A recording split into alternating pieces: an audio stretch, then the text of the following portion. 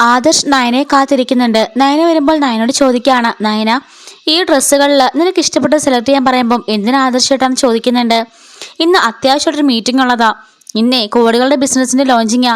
അതിന് ഇതിലേത് ഷർട്ടാ ഇട്ടോണ്ട് പോകേണ്ടതെന്ന് പറ. ഇത്രയും കാലം അമ്മയെ സെലക്ട് ചെയ്ത് ഇനി നീ വേണം സെലക്ട് ചെയ്യാൻ. അങ്ങനെ അമ്മ ഇട്ടുകൊണ്ട് പോകുന്ന അമ്മ സെലക്ട് ചെയ്ത് തന്നിട്ടുണ്ടെന്ന സമയത്തെല്ലാം ആ ഒരു ഓർഡർ നമുക്ക് കൺഫേം ആയി കിട്ടാറുമുണ്ട്. നിനക്ക് ഭാഗ്യമുണ്ടോ നോക്കാമല്ലോ എന്ന് പറയുന്നുണ്ട്. അങ്ങനെ നയന പറഞ്ഞ് സെലക്ട് ചെയ്തിട്ട് ദാ ഇത് കൊള്ളാമെന്ന് പറയുന്നുണ്ട്. എനിക്കും ഇത് ഇഷ്ടാ, ഇത് അമ്മ എടുത്തു തന്നാ എന്ന് പറയുന്നുണ്ട്. ഇതിട്ടാല് ആദർശിനെ കാണാൻ നല്ല ഭംഗിയായിരിക്കും, മാത്രമല്ല നമുക്ക് ഇഷ്ടപ്പെട്ട ഡ്രസ്സ് ധരിക്കുമ്പം നമുക്കൊരു കോൺഫിഡൻസ് ഉണ്ടാവില്ലേ എന്നൊക്കെ നയന ചോദിക്കുന്നുണ്ട്. അത് ശരിയാ എന്ന് പറയാണ്. എന്നിട്ട് ആദർശ് ഞാനെങ്കിലും ഇട്ടുകൊണ്ട് ഒരുങ്ങി വരാം, ഇന്നത്തെ മീറ്റിംഗ് സക്സസ് ആവണമെന്ന് നീ പ്രാർത്ഥിക്കണം എന്നൊക്കെ പറയുമ്പം ആദർശിൻ്റെ ഇവിടെ നിന്ന് ഇറങ്ങുമ്പോൾ മുതൽ എൻ്റെ പ്രാർത്ഥന ആദർശിൻ്റെ ഒപ്പം തന്നെ കാണുമെന്ന് പറയാണ്. അപ്പോൾ ഭാര്യയുടെ ഇഷ്ടങ്ങളൊക്കെ നോക്കാൻ തുടങ്ങിയല്ലേ എന്ന് ചോദിക്കുന്നുണ്ട്. അത് പിന്നെ നീ എൻ്റെ ഭാര്യയല്ലേ, എനിക്ക് നോക്കാതിരിക്കാൻ പറ്റുമോ എന്നൊക്കെ ചോദിക്കുകയാണ്. അങ്ങനെ ആദർശ് ഡ്രസ്സൊക്കെ ചേഞ്ച് ചെയ്യുന്നുണ്ട്. ഇതേ സമയത്ത് തന്നെ അവിടെ ഇരുന്നുകൊണ്ട് ജയനാണെങ്കിൽ കുറെ ഡിസൈൻസ് ഒക്കെ നോക്കുന്നുണ്ട്. എന്നിട്ട് ദേവിയോട് പറയുന്നുണ്ട്, കണ്ടില്ലേ നമ്മുടെ നയനമോൾ വരച്ച ഡിസൈൻസ് ആയതെല്ലാം ഇതിനൊക്കെ ഓണത്തിന് നല്ല കളക്ഷനുണ്ട്, ഈ ഒരു കളക്ഷനൊക്കെ നല്ല സെയിൽ നടക്കുന്നത് എന്നൊക്കെ പറയുന്നുണ്ട്. അല്ലെങ്കിൽ ചിങ്ങമാസം ആകുമ്പോൾ നമ്മുടെ കടയിൽ നല്ല തിരക്കുണ്ടാവാറില്ലേന്ന് ചോദിക്കുമ്പോൾ അതൊന്നും അല്ല, ഇപ്പം എല്ലാ കല്യാണ പാർട്ടികളും ഈ ഡിസൈൻ ചോദിച്ചൊന്നാണ് മേടിക്കുന്നത്. അത്രയ്ക്ക് നമ്മുടെ കമ്പനിയിൽ ഇവളുടെ ഡിസൈൻസിന് ഇതുണ്ടെന്ന് പറയുമ്പോഴേക്കും നിങ്ങളൊക്കെ കൂടി അവളെ ഇതുപോലെ പുകഴ്ത്ത് തലയെ കയറ്റി വെച്ചേക്കുന്നേ, അതുകൊണ്ട് അവൾക്ക് ഇത്ര അഹങ്കാരം എന്നൊക്കെ പറയാണ് ദേവയാനി. അപ്പോഴേക്കും ജയൻ പറയുന്നുണ്ട്, നല്ലത് ആര് ചെയ്താലും അതിനെ അഭിനന്ദിക്കാൻ പഠിക്കണം ദേവയാനി, അല്ലാതെ ഇങ്ങനെ കുശുമ്പൂത്തല്ല വേണ്ടതെന്ന് പറയാണ്. ഈ സമയത്ത് അങ്ങോട്ടേക്ക് നയനയും ആദർശും വരുന്നുണ്ട് കേട്ടോ. ആഹാ അടിപൊളിയാണല്ലോ ഈ ഡ്രസ്സ്, നല്ല ഭംഗിയുണ്ട് കാണാൻ, ഇതിട്ടിപ്പോൾ നിന്നെ കാണാൻ ഒന്നുകൂടി ഗ്ലാമർ ആയിട്ടുണ്ടെന്ന് അവള് പറയാണ് ദേവയാനി. ജയനും പറയുന്നുണ്ട്, നല്ല ഭംഗിയുണ്ട് ഈ ഡ്രസ്സ് കാണാനായിട്ട്, നീ സുന്ദരന, അതിനോട് ഇതിട്ടപ്പോൾ ഒന്നുകൂടി ഭംഗിയായി എന്ന് പറയുന്നുണ്ട്. ആദർശ് പറയാണ്, ഇത് നയനെ സെലക്ട് ചെയ്ത് അച്ഛാ എന്ന് പറയുമ്പോഴേക്കും ദേവേനി പറയാണ്, അതാ ഒന്നിനും കൊള്ളില്ല കാണാന്, ഇതുപോലെ മീറ്റിങ്ങിനൊക്കെ പോകുമ്പം ഇതിലും നല്ല ഡ്രസ്സ് ഇട്ടുകൂടായിരുന്നെന്ന് ചോദിക്കുമ്പോഴേക്കും അമ്മയല്ലേ പറഞ്ഞത് ഇതിപ്പോൾ കൊള്ളാന്ന് പറഞ്ഞതെന്ന് ചോദിക്കുമ്പോൾ ജയൻ പറയാണ്, അത് വേറൊന്നും അല്ലടാ, നിന്റെ ഭാര്യ ഇത് സെലക്ട് ചെയ്തത്, അതുകൊണ്ടാണ് നിന്റെ അമ്മയ്ക്ക് അത് ഇഷ്ടപ്പെടാത്തത്, ഇത് അടിപൊളിയായിട്ടുണ്ട്, നീ നല്ല രീതിക്ക് പോയിട്ട് വാ മോനെ എന്നൊക്കെ പറയുന്നുണ്ട്. ഈ സമയത്ത് ദേവേനി പറയാണ്, ഇതുപോലെ മീറ്റിങ്ങിനൊക്കെ പോകുമ്പോൾ നല്ല ഡ്രസ്സൊക്കെ ഇട്ട് നല്ല കോൺഫിഡൻസോടെ പോകണം, അതൊന്നും ഇപ്പം ഇല്ലല്ലോ, പണ്ടൊക്കെ അമ്മയെ സെലക്ട് ചെയ്തുകൊണ്ടിരുന്നത്, ഇപ്പം അതൊന്നും വേണ്ടല്ലോ എന്നൊക്കെ ആദർശിനോട് പറയാണ്. അപ്പോൾ ആദർശ് മറുപടി ഒന്നും പറയുന്നില്ല കേട്ടോ. എന്നാൽ ശരി ഞാൻ പോയിട്ട് വരാമെന്ന് പറഞ്ഞിട്ട് എല്ലാവരോടും പറഞ്ഞിട്ട് ആദർശ് പോകുന്നുണ്ട്. ആദർശ് പോയ പിന്നാലെ ദേവയാനി പോയി നായനോട് ചൂടാവുന്നുണ്ട് കേട്ടോ. നീ എന്താണ് വിചാരിച്ചത്, നീ ഡ്രസ്സ് സെലക്ട് ചെയ്ത് കൊടുത്താൽ അവന് നീ മിക്കവാറും തോറ്റിട്ടേ വരത്തുള്ളൂ, അവളുടെ ഒരു ഡ്രസ്സിങ് സെൻസ് കണ്ടില്ലേ, അവളുടെ അഹങ്കാരം എന്നൊക്കെ ദേവനോട് ചൂടാകുമ്പോഴേക്കും ജയൻ അവിടെ നിന്ന് നയനെ കണ്ണിങ്ങനെ അടച്ച് കാണിക്കുന്നതിന് മിണ്ടണ്ടായെന്ന് നയനൊന്നും മിണ്ടാതെ നിൽക്കുന്നുണ്ട് കേട്ടോ. ശേഷം നയനെ പോയിട്ട് പൂജാമുറിയിൽ പ്രാർത്ഥിക്കുന്നുണ്ട്, ഈശ്വര ഒന്നും വരുത്തരുത്, ഇന്നത്തെ ആ ഒരു മീറ്റിങ്ങിൽ ആദർശോട്ടം വിജയിക്കണമെന്ന് പറഞ്ഞിട്ട് നയന പ്രാർത്ഥിക്കുന്നുണ്ട്. ശേഷം കാണിക്കുന്നത് അനിയാണെങ്കിൽ നന്ദുവിനെ കാണാൻ പോകുന്നുണ്ട്. ഈ സമയത്ത് ഫ്രണ്ട്സിൻ്റെ കൂടെ നന്ദുവോടെ നിൽക്കാതിരിക്കും കേട്ടോ. അനി കാണുമ്പോഴേ ഓർക്കാണ് നന്ദുവിന് ഒരു സങ്കടമില്ലല്ലോ, അപ്പം ഞാൻ വിചാരിച്ചൊക്കെ തെറ്റായിരിക്കും, നന്ദു എനിക്ക് ഇഷ്ടമില്ലായിരിക്കും, നന്ദുവിന് എന്നെ ഇഷ്ടമില്ലായിരിക്കും എന്നൊക്കെ അവൻ ആലോചിക്കുന്നുണ്ട്. ഈ സമയത്ത് അങ്ങോട്ടേക്ക് വരുമ്പോൾ ബാബ്രോ ഒത്തിരി ദിവസം ആയാലും കളിച്ചിട്ട് നമുക്ക് കളിക്കാമെന്ന് കൂട്ടുകാരൻ പറയുമ്പം വേണ്ട എനിക്കാണല്ലോ മൂടൊന്നും ഇല്ലെന്ന് പറയുന്നുണ്ട്. നന്ദു പറയാണ്, കല്യാണച്ചെറുക്കനല്ലേ, ബോഡിയൊക്കെ ഇനിയിപ്പോൾ ഫിറ്റ് ആക്കണ്ടേ, നമുക്ക് പോയി കളിക്കാമെന്ന് പറയുമ്പം വേണ്ട എനിക്ക് അതിനൊന്നുള്ളൊരു താല്പര്യം ഇല്ല എന്ന് പറഞ്ഞിട്ട് അവനൊന്ന് സങ്കടപ്പെട്ട് പോകുന്നുണ്ട് കേട്ടോ. നന്ദു ഇതുകൊണ്ട് സങ്കടപ്പെട്ട് നിൽക്കുകയാണ്. ഈ സമയത്ത് ആ ഫ്രണ്ട് പറയുന്നുണ്ട്, നന്ദു ഇതുവരെ അവൻ നിന്റെ മനസ്സിൽ നിന്ന് കളഞ്ഞെന്ന് തോന്നുന്നില്ല, അവൻ വിഷമത്തോടെയാണ് പോകുന്നതെന്ന് പറയുമ്പം നീ ഒന്നും മിണ്ടാതിരുന്നേ, നിങ്ങൾക്ക് അതിലൊന്നും പറഞ്ഞാൽ മനസ്സിലാവില്ല, നിങ്ങളും അവനെയൊക്കെ ഒരുപോലെ ഉള്ളൂ എന്നൊക്കെ പറഞ്ഞിട്ട് അവൾ ദേഷ്യപ്പെടുന്നുണ്ട്. ഇതേ സമയത്ത് തന്നെ അനാമിക അവിടെ അനിയെ കാത്തു നിൽക്കാതിരിക്കും. അനി വരുമ്പോഴത്തേക്കും ചോദിക്കുന്നുണ്ട്, അനാമിക എന്ത് പറ്റിയെന്ന് കാണാമെന്ന് പറഞ്ഞെന്ന് ചോദിക്കുന്നുണ്ട്. നീ എന്തായാലും വിവാഹം കഴിക്കാൻ പോവല്ലേ, പരസ്പരം ഒന്ന് അറിഞ്ഞിരിക്കുന്ന നല്ലതല്ലേ എന്നൊക്കെ ചോദിക്കാണ് കേട്ടോ. എന്തായാലും അത് തോന്നി നന്നായിന്ന് പറയുന്നുണ്ട്. എന്നിട്ട് പറയാണ്, അല്ല എന്താ ഇപ്പം എന്നെ കാണണമെന്ന് പറയുന്നത് ചോദിക്കുമ്പം ഒന്നുമില്ല എന്ന് പറയാണ് കേട്ടോ അനി. അല്ല നിന്റെ അമ്മ പറഞ്ഞല്ലോ നീ ആകെപ്പാടെ മൂഡ് ഓഫ് ആയി നടക്കുകയാണെന്ന്, ഇപ്പോഴും എന്താ വിഷമം ഉണ്ടെന്ന് പറഞ്ഞല്ലോ, എന്താ കാര്യം ചോദിക്കുമ്പം അങ്ങനൊന്നും ഇല്ല എന്ന് പറയുന്നുണ്ട്.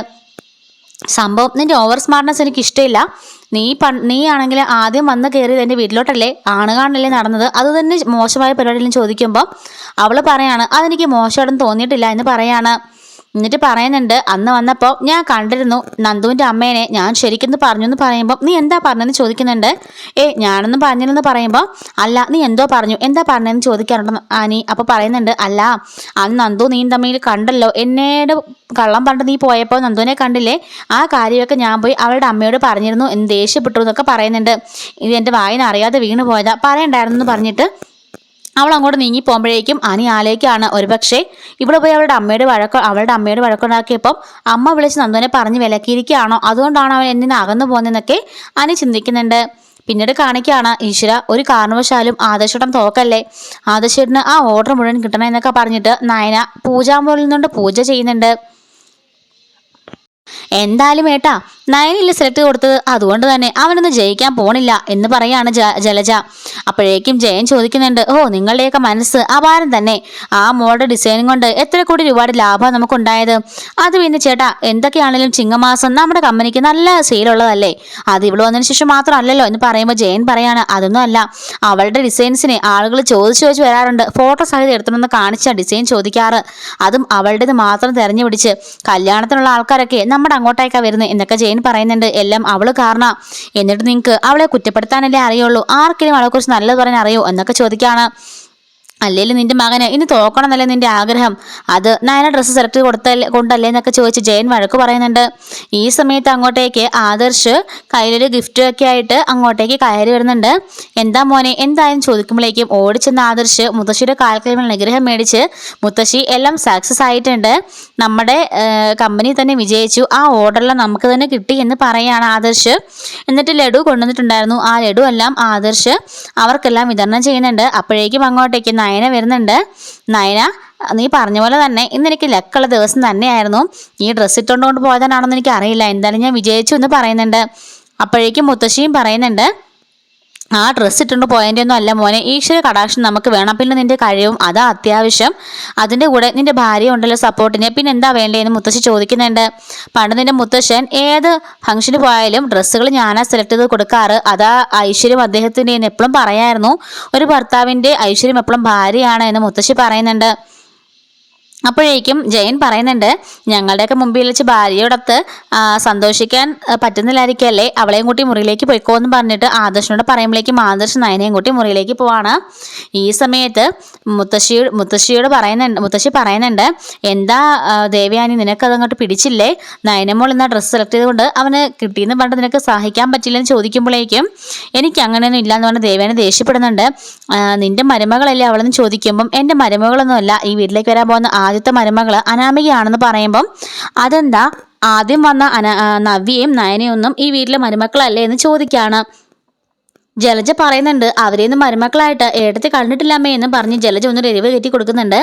അങ്ങനെയാണെന്നുണ്ടെങ്കിൽ ഞാനും നിന്നെ മരുമകളായിട്ടൊന്നും കണക്കാക്കാൻ പോകുന്നില്ല എന്ന് മുത്തശ്ശിയും പറയുമ്പോഴേക്കും ദേവേനോടൊന്ന് ദേഷ്യപ്പെട്ട് എഴുന്നേറ്റ് പോകുന്നുണ്ട്.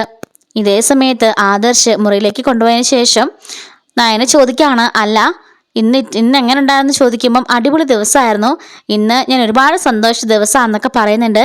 എല്ലാവർക്കും ലഡു കൊടുത്തപ്പോൾ എനിക്ക് മാത്രം തന്നില്ല എന്ന് ചോദിക്കുമ്പം നിനക്ക് വേറെ ഗിഫ്റ്റ് ആണെന്നും പറഞ്ഞിട്ട് ഒരു ഡയറി മിൽക്ക് എടുത്ത് കൊടുക്കുന്നുണ്ട്. അപ്പം നയന ചോദിക്കുകയാണ്, ഇതെന്താ എനിക്ക് മാത്രം സ്പെഷ്യൽ എന്ന് ചോദിക്കുമ്പം നീ കാരണം കമ്പനിക്കുണ്ടായ ലാഭം ചെറുതൊന്നും അല്ല, അപ്പോൾ പിന്നെ നിനക്ക് ഇതൊന്നും തന്നാൽ പോരല്ലോ, പിന്നെ നിനക്ക് ഇഷ്ടപ്പെട്ട ചോക്ലേറ്റ് ഇതല്ലേ എനിക്കറിയാമെന്ന് പറയുമ്പം ഓഹോ അപ്പോൾ ഭാര്യയുടെ ഇഷ്ടമൊക്കെ നോക്കാൻ തുടങ്ങിയല്ലേ എന്ന് നയന ചോദിക്കുന്നുണ്ട്. ഈ സമയത്ത് ആദർശ് പറയുന്നുണ്ട്, അല്ലെങ്കിൽ തന്നെ ഞാൻ നിന്റെ ഇഷ്ടമൊക്കെ ഇപ്പോൾ ശ്രദ്ധിക്കാറുണ്ടല്ലോ, പിന്നെ അത് പറയേണ്ട കാര്യമുണ്ടോ എന്നൊക്കെ ഇങ്ങനെ ആദർശ് ചോദിക്കുകയാണ്. നയന പറയുന്നുണ്ട്, എന്തായാലും നിങ്ങളുടെ അമ്മയ്ക്ക് ഇന്ന് ആദ്യമായിട്ടായിരിക്കും നിങ്ങളുടെ അമ്മ മകൻ ജയിക്കരുതേ എന്ന് പറഞ്ഞ് പ്രാർത്ഥിച്ചത് ഞാൻ ഡ്രസ്സ് സെലക്ട് ചെയ്തുകൊണ്ടെന്ന് പറയാണ്. എന്തായാലും നമ്മുടെ അമ്മമാരല്ലേ, അതൊക്കെ നമുക്ക് ക്ഷമിക്കാം, അമ്മയ്ക്ക് അവിടെ കുറച്ചൊരിത് കൂടുതലുണ്ട്, അതുകൊണ്ട് അങ്ങനെയൊക്കെ നീ ആയിട്ടൊന്നും പറയാൻ നിൽക്കണമെന്ന് പറയുമ്പം ഞാനായിട്ടൊന്നും പറയാൻ നിൽക്കുന്നില്ല ആദർശ് ചേട്ടാ എന്ന് നയനയും പറയുന്നുണ്ട്. എന്തായാലും നിന്റെ ഡ്രസ് സെൻസ് കൊള്ളാം, എനിക്കിതിട്ടപ്പോൾ നല്ലൊരു കോൺഫിഡൻസും തോന്നി എന്ന് പറയാൻ കേട്ടോ ആദർശ്. എന്നിട്ട് പറയുന്നുണ്ട്, ഞാൻ നിനക്ക് എന്ത് സമ്മാനം വേണ്ടെന്ന് നീ പറഞ്ഞോ, നീ കാരണം കമ്പനിക്ക് ഇഷ്ടംപോലെ ലാഭം ഉണ്ടായെന്ന് പറയുമ്പോഴേക്കും ഒരു പാദസം തന്നില്ലേ എനിക്ക് അത് മതി എന്ന് പറയുന്നുണ്ട്. ശരി, ഓണത്തിന് നിനക്ക് എന്നാ സമ്മാനം വേണ്ടെന്ന് ചോദിക്കുമ്പോഴേക്കും ഇപ്പോൾ ഉള്ളതിനേക്കാളും ഇരട്ടി സ്നേഹം എനിക്കത് മാത്രം മതി എന്ന് പറയാണ് കേട്ടോ. അങ്ങനെ ആദർശ് മനസ്സിലോർക്കാണ് ഇവൾക്ക് ഇതൊന്നും അല്ല, 2 കവളത്തും പിടിച്ചിട്ട് ഒരു ചുംബനാണ് കൊടുക്കാൻ തോന്നിയെന്ന് ആദർശ് ഇങ്ങനെ മനസ്സിൽ പറയുന്നുണ്ട്. നയന അവിടുന്ന് പോകുന്നുണ്ട് കേട്ടോ. അപ്പോൾ ആദർശ് ഇങ്ങനെ അവിടെ ആലോചിച്ചുകൊണ്ട് നിൽക്കുകയാണ്.